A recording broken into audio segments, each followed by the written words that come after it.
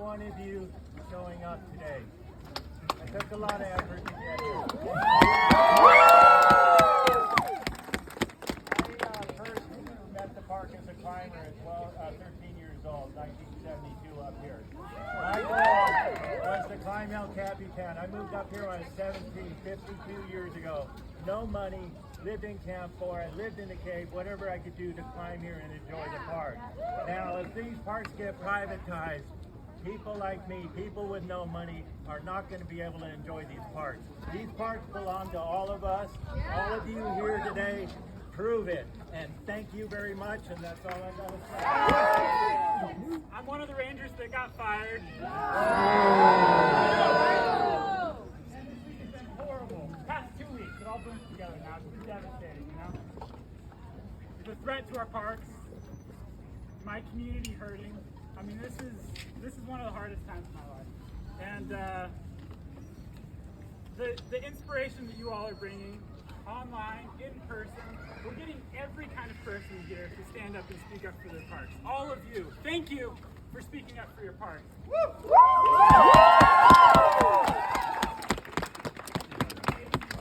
was the previous locksmith in Yosemite National Park. If you guys have keys, you turn the knob in the park. Probably touched it as well. Yeah, didn't want to be famous. Just wanted to fix things, keep my job. And I did my job well. A lot of people here I know, and I supported them in their jobs and their lots and what they do for everybody in this park, keep this park functioning. And I was floored when I got fired on Valentine's Day because I don't know why I got fired. It makes no sense to get rid of a key critical person that holds literally the keys and the knowledge to the keys of all the park. We still love you! Yeah. I don't have the only key for all the restrooms in the park. You're on your own there, and also custodians have those. But really what I want to know is what's really going on. What's happening? The Park Service is getting gutted, and this is just one of the agencies that's getting gutted. And I'm scared because none of the supervisors above me know what's going on, and no one above them knows what's going on. It goes all the way up the chain. So we need help. We need someone to ask questions and what's true. I'm sick of the false news and the false information that's out there. We need to get to the bottom of what's actually happening, what this means, why it's happening. If it was a gross mistake, that's one thing, but it doesn't seem like that. It seems pointed and strategic and evil. So last week I was part of the group that hung the flag on the El Cap.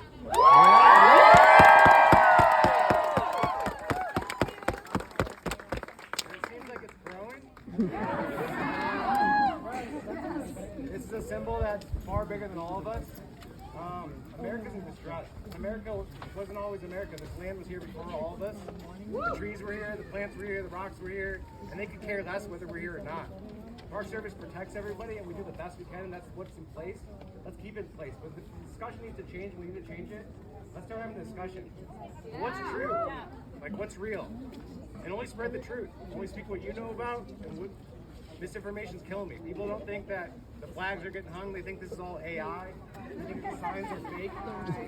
They think this is not cardboard. They don't think it's real cardboard and toilet paper. They think the mountains have so much snow in them this time of year. There's no way this could be Yosemite in February this time. There's so much disinformation. So spread out the information that's true to you. If you don't know, say you don't know. Just tell your truth to everybody else. Because together, the truth will be stronger than all of us together. I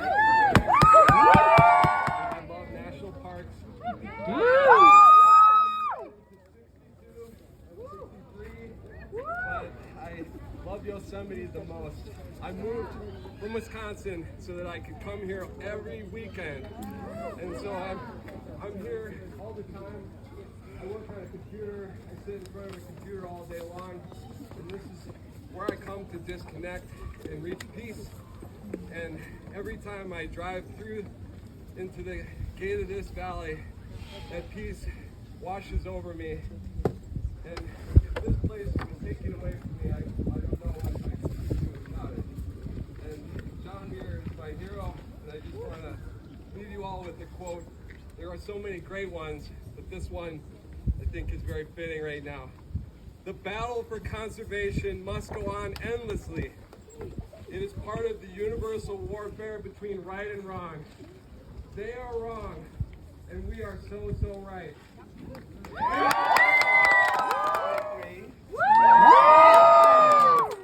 month I taught my students about the Constitution and the First Amendment, and what's going on is way bigger than this park. This park is awesome, it's incredible, and it deserves protecting.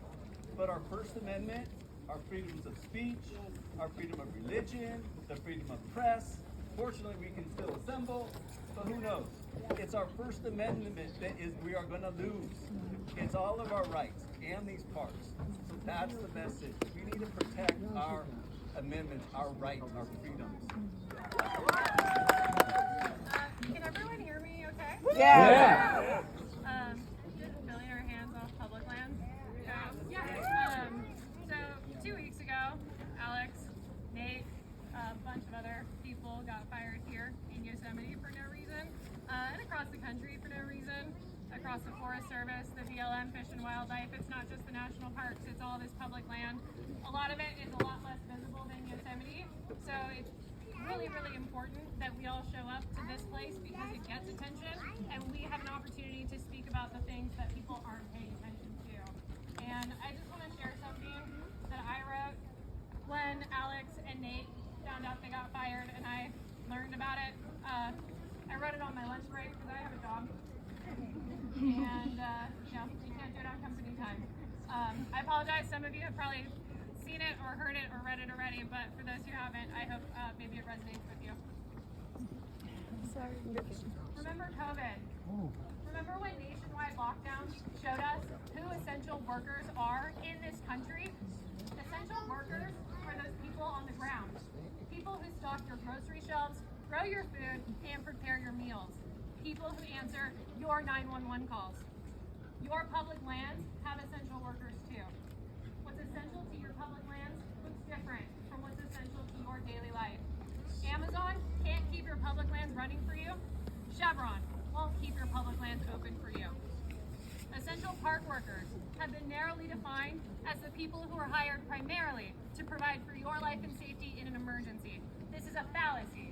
Essential workers are your dispatchers, police officers, and paramedics, yes, but they are also your trash guys. They are your plumbers. They are your electricians. They are the people who maintain your roads, who maintain your trails, who maintain your campgrounds. They are your locksmith who understands the peculiarities of your historic buildings. They are the people who fight your wildfires and protect your forests. They are the people who protect your water. They are the people who protect your wildlife, including your endangered species. They are the people who greet you. They are the people who greet you and give you directions because your GPS is wrong. They are the people who give you information so you can decide where you will have fun and where you will be safe. They are the people who carry a wealth of knowledge to inspire your children and connect them to these places. They are the people who swear in your junior rangers. Every one of your public land servants plays an important part in protecting your public land for your access and your enjoyment. They are not excess. They are not waste. They are essential. Every last one of them. Without them, you will not have parks. Without them, you will not have public land. If you lose them now, you will not get them back. You will lose your public land next. You must stand up for your public servants who perform this work. They are doing this work for you, and you need them. You really do. For decades, our leaders have failed to serve us. They have failed this country and our neighbors abroad. They have chosen to enrich themselves at our expense. The price of their success is our collective suffering. You know this suffering is real. It has touched your own life and the lives of everyone you love. You see it all around you. They have taken our jobs. They have taken our homes. They have taken our health care. They have taken our privacy. We have little left to lose, but they will find it. Every last shred that is ours, and they will take that too. Soon, they will take our public land. They will offer to sell it back to us, though they will know we cannot afford it. And so it will be when every last one of us has emerged homeless, destitute, starving, with no means left to pay for anything. They will have us pay with our our society is teetering on the edge of a precipice. If we do not join hands with one another, back up now, and regain our footing, we are all going to fall. Division does not serve us. Our only hope is unity.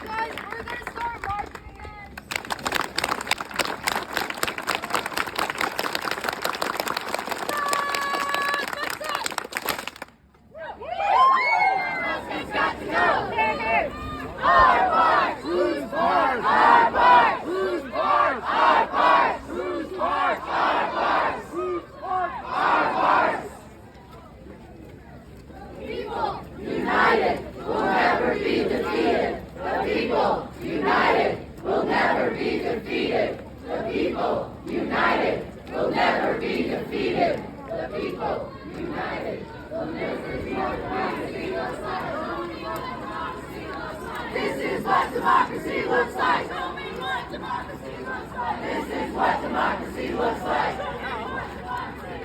This is what democracy looks like. This is what democracy looks like.